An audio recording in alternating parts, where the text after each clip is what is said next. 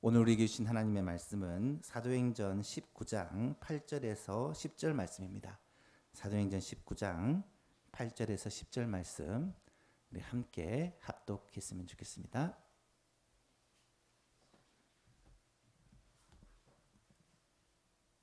사도행전 19장 8절부터 10절 말씀입니다. 하나님의 말씀 함께 봉독합니다. 바울이 회당에 들어가 석 달 동안 담대히 하나님 나라에 관하여 강론하며 권면하되 어떤 사람들은 마음이 굳어 순종하지 않고 무리 앞에서 이 도를 비방하거늘 바울이 그들을 떠나 제자들을 따로 세우고 두란노 서원에서 날마다 강론하니라. 2해 동안 이같이 하니 아시아에 사는 자는 유대인이나 헬라인이나 다 주의 말씀을 듣더라. 아멘. 2023년 우리 교회가 은혜와 평강이 충만한 교회라는 표어를 정하고 함께 달려가고 있습니다. 하나님 우리 아버지와 주 예수 그리스도로부터 은혜와 평강이 여러분과 여러분의 가정에 충만하기를 축복합니다. 기도할 때마다 이 기도를 꼭 같이 하자 부탁을 드렸습니다. 우리 예수만교회 가정마다 하나님의 은혜와 하나님의 평강으로 충만하기를 원하고, 이를 위해서 우리는 성경과 교회사에 있는 좋은 교회들을 건강한 교회들을 하나씩 살펴보면서 직접 가지는 못해도 설교 시간을 통해 탐방을 하면서 우리 예수만교회가 건강하고 좋은 교회로 그렇게 세워져 가기를 기도하고 있습니다. 6월에는 에베소 교회에 대해서 함께 살펴보고 있는데요. 바울이 3차 전도여행을 약 6년에 걸쳐서 하게 되는데, 바울의 3차 전도여행 6년 가운데 절반을 에베소라는 도시에서 머무르게 됩니다. 3차 전도여행 이 루트가 굉장히 먼데 아시아와 유럽을 다 이렇게 함께 거쳐가는데 절반을 에베소라는 한 도시에서 머물면서 선교를 하게 됩니다. 이 3차 전도여행의 중심이 에베소라는 말이죠. 에베소 선교는 바울의 1차부터 3차 또 로마 선교까지 다 포함했을 때 가장 하이라이트다라고 말할 수 있습니다. 그만큼 선교의 열매와 영향력이 큰 성공한 선교라고 말할 수가 있죠. 에베소에서는 적어도 3가지 정도의 놀라운 역사가 나타나는데요. 첫 번째로 에베소 교회는 성령 충만의 역사로 세워지게 됩니다. 두 번째는 에베소 교회는 말씀의 능력으로 세워지게 됩니다. 세 번째로 에베소 교회는 표적과 기사들을 통해 세워지게 됩니다. 잘 보시면 알겠지만 초대 예루살렘 교회에 나타났던 하나님의 역사가 에베소 교회에도 그대로 나타나고 있다라는 것을 우리는 알 수 있습니다. 지난 시간에는 에베소 교회가 어떻게 성령 충만의 역사를 경험했는지를 살펴보았습니다. 바울이 아시아를 거쳐 이 에베소에 도착을 했을 때에 몇몇 제자들을 만나서 그들에게 묻습니다. 너희가 믿을 때에 성령을 받았느냐? 그들은 이미 아볼로와 또 브리스길라와 아굴라 부부를 통해 말씀을 배웠고 예수님을 믿는 제자들입니다. 그런데 그들은 요한의 세례만 알 뿐 성령의 세례에 대해서는 모른다는 것이죠. 그래서 대답을 하죠. 우리는 성령의 계심도 들어보지 못했다. 그러자 바울은 그 사람들에게 보혜사 성령님이 어떤 분이신지, 예수님께서 죽으시고 부활하시고 승천하시고 보혜사 성령님을 보내시기로 약속하셨던 그 내용에 대해서, 또 주님이 명령하신 대로 아버지와 아들과 성령의 이름으로 세례를 베푸니까 그들이 그 즉시 성령 충만을 받게 되었다라는 거죠. 그렇게 성령의 충만을 받은 12명의 제자들이 중심이 되어 에베소 교회가 탄생하게 되었다라는 것을 지난 시간에 살펴보았습니다. 이처럼 교회는 성령 충만으로 말미암아 세워집니다. 지금도 성령 충만을 교회의 가장 중요한 핵심으로 말할 수가 있다는 거죠. 오늘은 두 번째로 에베소 교회가 말씀의 능력으로 세워지는 장면을 오늘 본문에서는 소개하고 있습니다. 바울이 회당에 들어가서 석 달 동안 담대히 하나님의 나라에 관하여 강론하며 권면하되 말씀을 전했다는 말이죠. 어떤 사람들은 마음이 굳어 순종하지 않고 무리 앞에서 이 도에 대하여 비방을 합니다.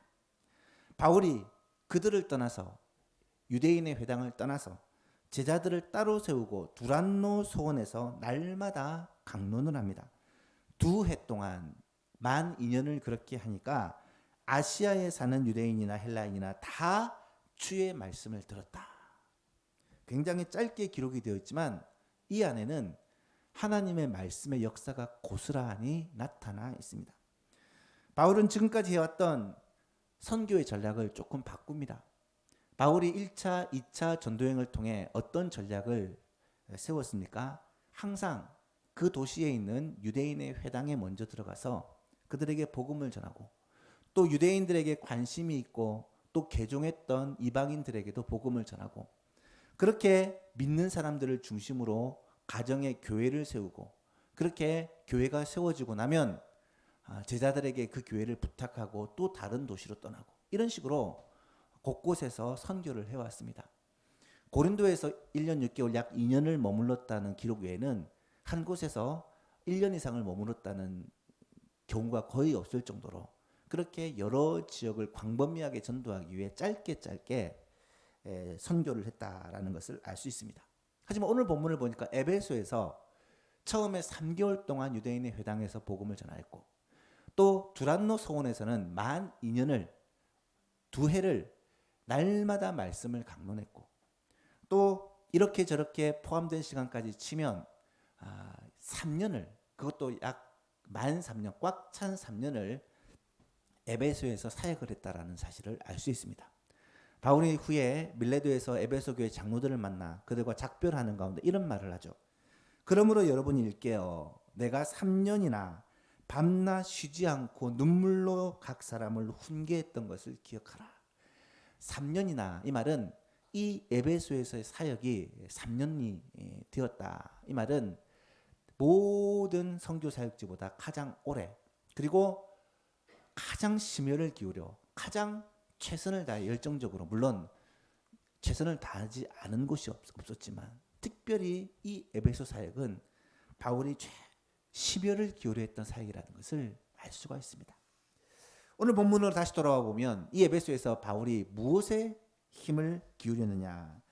바울이 회당에 들어가서 석 달 동안 담대히 하나님의 나라에 대하여 강론하며 권면했다.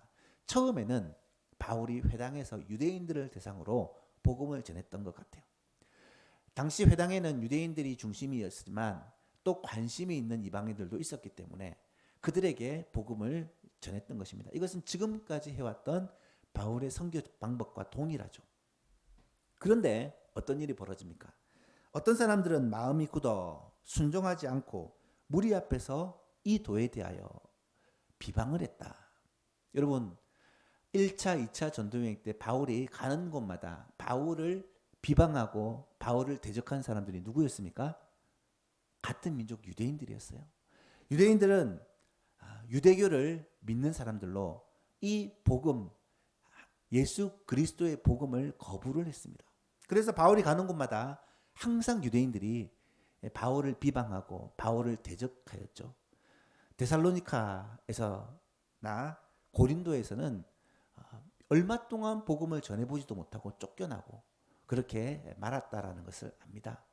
3개월 동안 복음을 전했다는 것은 에베소에서는 그래도 어느 정도 그들이 말씀을 들었다라는 말인데 결국 바울이 더 이상 이 회당에서 유대인의 회당에서 말씀을 전하지 못하게 되었고 어떻게 되느냐 9절에 보니까 어떤 사람들은 마음이 굳어 순종하지 않고 무리 앞에서 이 도를 비방하거늘 바울이 그들을 떠나 유대인의 회당을 떠나 유대인들을 더 이상 상종하지 않고 제자들을 따로 세우고 두란노 소원에서 날마다 강론을 했다. 여러분 유대인의 회당에서의 사역이 어려움에 부딪히자 큰 결단을 내리게 됩니다. 더 이상 유대인에게 매여 있지 않겠다.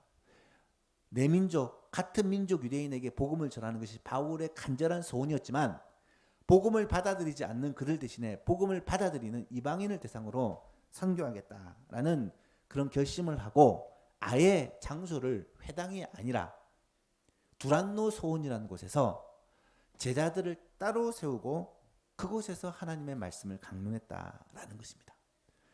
지금까지 이런 사역은 없었던 것입니다.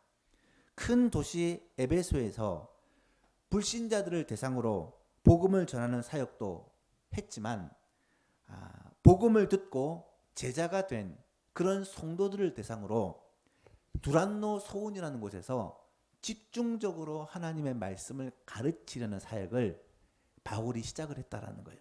어떻게 보면 이것은 오늘날로 얘기하면 신학교와 같은 것입니다. 2년 동안 날마다 두란노 소원에서 말씀을 가르치는 사역을 했다. 이 말은 2년 동안 매일매일 그 제자들을 모아서 그들에게 말씀의 특별 훈련을 시켰다라는 말이에요. 2년 동안 날마다 말씀을 강론하는 것, 여러분 이것이 결코 쉬운 일이 아닙니다. 말씀을 준비하는 것, 설교를 준비하는 것이 사실은 인내의 작업이고 굉장히 힘든 일입니다. 바울은 날마다 그들에게 말씀을 강론하기 위해서 하나님의 말씀, 예수 그리스도의 가르침, 그리고 여러 가지 신학적인 내용들을 바울이 정리하고 집대성하는 계기가 분명히 이 시기에 있었을 것입니다. 바울은 수고하고 헌신함으로 2년 동안 많은 제자들을 배출을 합니다. 여기서 배출된 제자들 가운데 다른 교회를 개척하고 또 교회를 세운 많은 일꾼들이 생겨났다라는 것을 우리는 알 수 있습니다. 사랑하는 예수님 교신들 여러분, 바울이 에베소에서 새로운 선교의 방법을 시도하고 있다는 것을 우리는 주목해 볼 필요가 있습니다. 여러분, 바울과 같은 베테랑 사역자, 이미 20년 가까이 선교를 했던 진짜 베테랑 선교사가 지금까지의 경험과 자신의 노하우와 방법을 따라가지 않고 전혀 새로운 방법, 새로운 변화를 시도하고 있다는 것은 여러분 굉장히 놀라운 일입니다. 주목해야 될 일입니다. 특별히 바울이 중요한 일에, 가장 핵심적인 일에 집중을 하고 있다는 것을 우리는 눈여겨보아야 합니다. 선택과 집중이라는 말은 요즘에 굉장히 중요하게 여겨지는 트렌드입니다. 어느 것이 중요한지, 어느 것이 핵심인지를 알고 집중하면 결국 문제가 해결되어지고 활로가 뚫린다는 거죠. 어느 것이 하나님의 뜻인가, 어느 것이 하나님이 기뻐하신 일인가를 선택하고 집중하는 것은 예수를 믿는 데 있어서도 너무너무 중요합니다. 교회를 세워가는 데 있어서도 너무너무 소중한 거예요. 한 해를 시작하게 되면 항상 한 해의 계획을 세웁니다. 2023년의 계획을 언제 세우느냐. 저는 항상 여름이 지나고 가을이 시작되면 내년 계획을 세우기 시작합니다. 2022년 우리가 회복이라는 주제를 가지고 온 교회가 이 코로나 팬데믹으로부터 무너졌던 신앙과 삶을 회복하자라는 그런 방향과 주제를 정하고 1년을 회복을 위해 달려왔습니다. 예배를 회복하고 우리의 삶을 회복하고 무너졌던 그런 헌신을 회복하고 선교를 회복하고 모든 우리의 신앙생활을 회복하는데 1년을 우리가 집중했습니다. 그리고 2023년이 되면서 하나님이 기뻐하시는 거룩한 공동체 교회를 세워나가기 위해 우리는 은혜와 평강이 충만한 교회를 만드는데 최선을 다하고 있습니다. 교회가 정말 교회다운 하나님이 기뻐하시는 교회로 세워가기 위해 어떤 교회가 되어야 될까? 성경에서 좋은 교회들을 살펴보며 또 교회사에서 아름다운 교회들을 함께 탐방하며 교회의 모습을 그려보고 있습니다. 2023년을 시작하면서 두 가지 집중해야 될 사항을 선포했습니다. 하나는 구역 모임을 활성화시키겠습니다. 또 하나는 2023년 전교인 수련을 통해 온 교회가 새롭게 도약하는 기회가 되기를 원합니다. 여러분 기억하고 계십니까? 올 한 해 동안 우리의 소망 교회가 은혜와 평강으로 충만한 좋은 교회, 건강한 교회를 세워나가기 위해 함께 달려가고 있습니다. 여러분, 이런 집중과 선택, 정말로 교회가 해야 될 일이 너무 많지만 그 중에서 올해 교회가 특별히 집중해야 될 일이 무엇인지를 알고 온 교회가 함께 이 일을 위해 기도하고 마음을 모으고 헌신한다면 하나님께서 이 교회를 하나님의 뜻대로 그렇게 세우시고 이끌어 주실 것입니다. 선택과 집중, 여러분, 이것은 너무나도 중요합니다. 바로 바울이 에베소 교회에서 선택을 하고 집중을 하는 거예요. 무엇에 집중한 것입니까? 하나님의 말씀을 가르치는 일에 집중을 했다는 것입니다.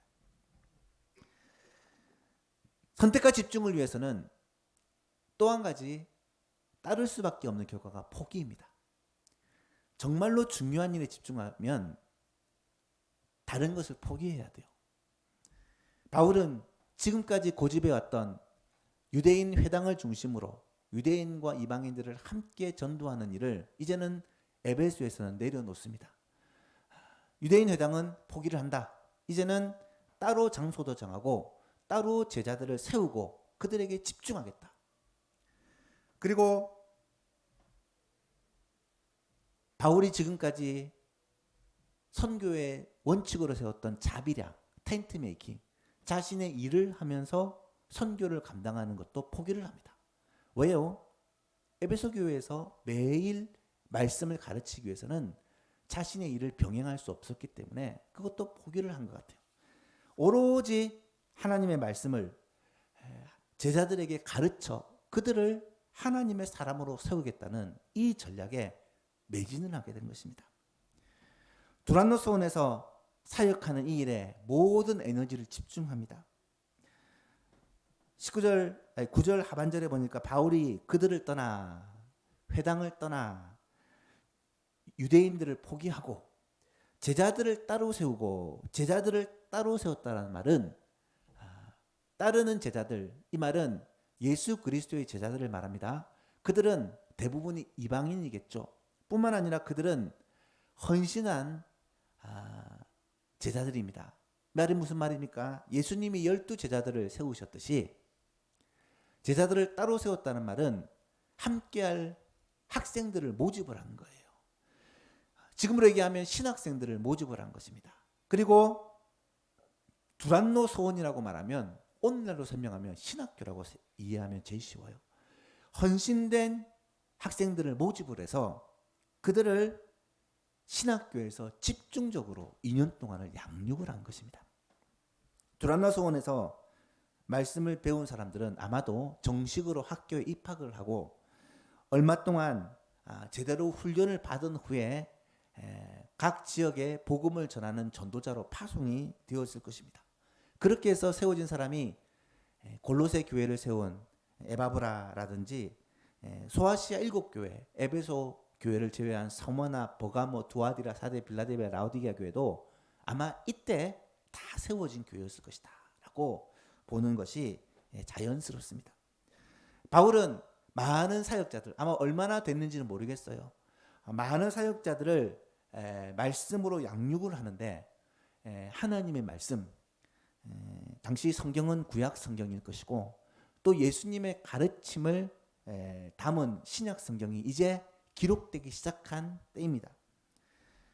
디모데후서 3장에 보면 결국 모든 성경은 하나님의 감동으로 된 것으로 교훈과 책망과 바르게 함과 의로 교육하기에 유익하니 이는 하나님의 사람으로 온전하게 하며 모든 선한 일을 행할 능력을 갖추게 하려 함이라. 여기서 모든 성경은 구약 성경만을 말하는 게 아니겠죠. 구약 성경과 예수님의 가르침을 담은 복음서들과 또 바울의 신학이 함축되어 있는 서신서들을 포함한 성경 전체를 가리킨다고 이해할 수 있습니다. 당시 구약 성경은 이미 책으로 기록되어 있었고 이제 복음서들과 여러 서신서들이 기록되기 시작한 때이기 때문에 그 성경들이 오늘날처럼 완성된 하나의 성경책은 아니었지만 이 바울이 그 말씀들을 제자들에게 가르쳤다라는 것을 알 수가 있습니다. 뿐만 아니라 당대 최고의 신학자였던 바울은 하나님의 은혜에 대해서, 대속의 비밀에 대해서, 믿음으로 얻는 의에 대해서, 회개와 칭의와 중생과 양자됨에 대하여, 성도들의 거룩한 삶과 성화에 대하여, 장차 우리에게 이를 하나님의 나라와 마지막 심판에 대하여 분명히 복음 전파에 필요한 모든 것들을 그들에게 가르쳤을 것입니다. 나아가서 단지 지식적인 배움에 지나지 않고 삶의 변화까지 함께 나타나기 위하여 그들에게 필요한 그런 내용들을 가르쳤을 거예요. 오늘날로 얘기하면 목회자, 선교사를 양육하는 MDB 과정, 신학 과정을 그들에게 하나하나 가르쳤다고 보는 것이 자연스럽습니다. 찬양하고 설교하고 기도하고 전도하고 신방하고 뭐 이런 구체적인 내용들도 함께 그들과 고민하며 나누지 않았을까 저는 생각을 합니다. 무엇보다 가장 중요한 훈련이 뭐냐? 저는 경건 훈련이라고 생각합니다. 예수님이 제자들을 데리고 다니면서 그들에게 많은 것을 가르쳤지만 그들에게 가장 중요하게 가르친 것이 자신의 삶을 통해 하나님 아버지와 어떻게 경건의 훈련을 하고 교제하는 일을 가르쳤습니다. 예수님은 날마다 새벽 일찍 일어나 조용한 곳에 가서 홀로 기도하심으로 하루를 시작하셨습니다. 말씀을 묵상하고 기도하면서 삶을 하나님께 정조준하고 하나님의 뜻을 깨달아 그 뜻을 제자들에게 나누고 가르치고 경건의 훈련을 통해 하나님을 닮아가고 예수님을 닮아가는 그런 제자들을 양육했던 것 똑같이 바울도 아마 그들과 함께 머물고 함께 생활하면서 그들에게 예수님의 삶을 그대로 본받도록 예수님의 그 모습을 따라가도록 선한 목자 되신 예수님을 따라 우리도 양무리를 맡은 좋은 목자가 되기 위해 그 훈련들을 그들과 함께 했을 것입니다. 여러분, 저는 이 에베소 교회에서의 2년 동안 두란노 소원에서의 사역을 상상을 해보면서 그 모습을 상상을 해보면서 그런 꿈을 갖게 됩니다. 우리의 소망교회도 두란노 서원과 같은 그런 아름다운 양육과 아름다운 발전이 있었으면 참 좋겠다. 단지 일주일에 한 번 교회 와서 함께 예배드리고 성도들과 함께 식사하고 교제하고 또 즐겁게 보내다가 또 집에 가서 일주일 또 살고 이런 생활만 끊임없이 반복되는 그런 것이 아니라 때로는 정말 하나님의 말씀으로 강하게 훈련을 받고 하나님의 군사가 되어 세상 가운데 영적인 전쟁에서 승리할 수 있는 강한 군사로 세워지고 복음 전파를 위해 세상을 가정을 변화시키고 직장을 변화시키고 학원을 변화시키고 내가 속한 그 삶의 터전에서 하나님께 받은 사명들을 감당하는 강력한 주의 일꾼이 되기 위해 훈련을 좀 받았으면 좋겠다. 좀 뜨겁게 훈련받고 강하게 훈련받고 세상에 나가서 영적 전투를 감당하는 그런 좋은 군사들이 우리의 소망교회에 많이 있었으면 좋겠다라는 바람이 있습니다. 두란노 서원에서의 인연은 단순히 예수 믿고 교회에 정착하는 정도의 수준이 아니라 다른 사람을 변화시키고 복음을 전하는 목회 후보자, 어떻게 보면 사역자를 길러내는 그런 양성 과정이었다라는 것을 우리는 알 수 있어요. 여러분, 우리의 소망교회가 그런 교회가 될 수 있기를 바랍니다. 이번에 6월 25일 직원 선출을 통해 장로님 3분, 장일상인 4분, 권사님 4분, 11분이 새롭게 세워질 것입니다.